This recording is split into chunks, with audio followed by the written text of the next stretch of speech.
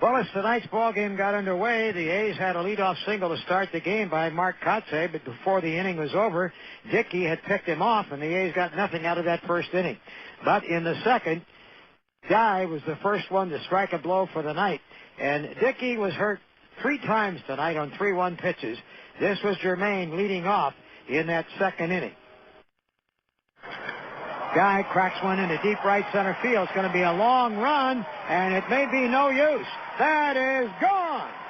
A deep home run to right center field, the deepest part of the ballpark, and Jermaine Dye has cashed in with his 4th home run of the year. Getting the scoring started tonight, Kieran Arlington.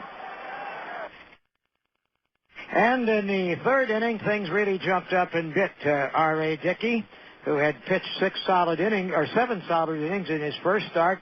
Last Friday, a victory over the Anaheim Angels. Marco Scutaro singled to right field to start matters, and then Dickey, who's usually noted for pretty good control, had some problems. Base on balls to Kotsay, base on balls to Kelty. Suddenly the bases were loaded. Chavez was up, and there was that old pitcher's bugaboo, the 3-1 count. Dickey peering in to get his sign, working from the first base side of the slab. Chavez waves the wood a couple of times. And now the 3-1 pitch is ripped into center for a base hit. Scutaro will score. Kotsay right behind him, and he will score. Stopping at second is Kelty. Chavez rips a single to left center, and the A's take a 3-0 lead. But he had more grief when he encountered Dye, the next hitter, and again got behind. 3-1 pitch, and Dye rips it to left, way back. Young at the track. He's going to watch it. It is gone. And Jermaine Dye, 2 at-bats tonight and 2 home runs. And that was a 3-run shot, and the A's have broken it open. 6-0 Athletic. And what was the count? 3-1. Another hitter's count. And have a start to the season, Jermaine Dye. And nobody deserves it more after all he's been through for the past 2.5 seasons.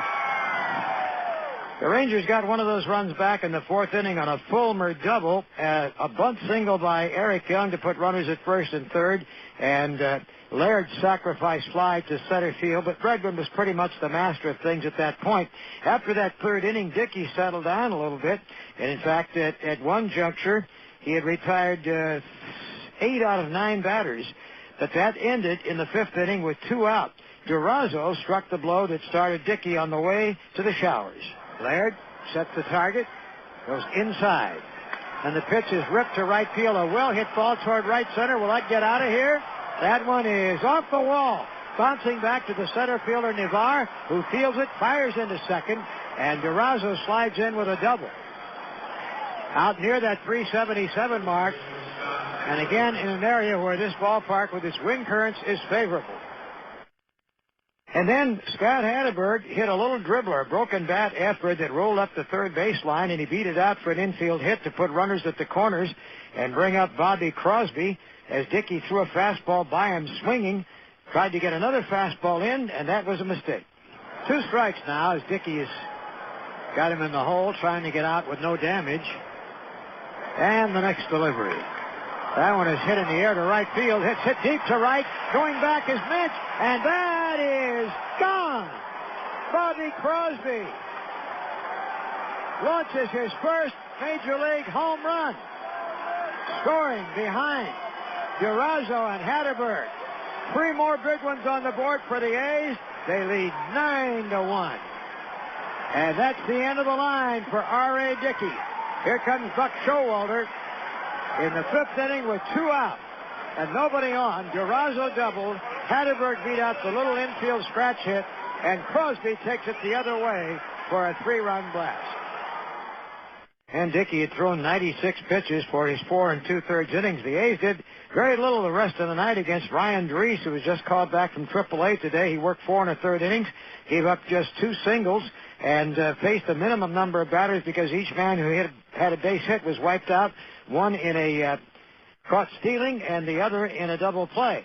But meantime, that was more than enough cushion for Redmond and his successors, although Soriano got on the board with a blast that he's been looking for the Rangers. That came in the 5th inning after a walk to Young to start the inning. With 1 out, Soriano got ahead in the count 3-1. 9-1 A's. But you don't want to let the Rangers get going. That one is swung on and hit high to left center field. Kelty going back on it is very deep. And gone. A home run for Soriano. His first in a Ranger uniform. And so it's only the 5th inning. The A's lead is big, but it shrinks by 2. 9-3 Athletics. But even though the Rangers did some threatening tonight, they couldn't come all the way back as Redmond turned it over to the bullpen after 6 innings and 106 pitches. Chad Harville had a 1-2-3 7th, ran into some trouble in the 8th as he was going deeper in pitches than he has at any time this year. A Perry single, a 1-out double by Fulmer, an infield out got them a run, and a walk produced a further threat, but then Harville got out of the inning with no further damage. Ricardo Rincon pitched the 9th, gave up a couple of 2-out singles, but struck out Kevin Mensch to finish the ball game and bring the victory to the Athletics to make them 6-2 going into the getaway day game tomorrow here at 11:05 Pacific time. Time to announce the Cold Stone Creamery Player of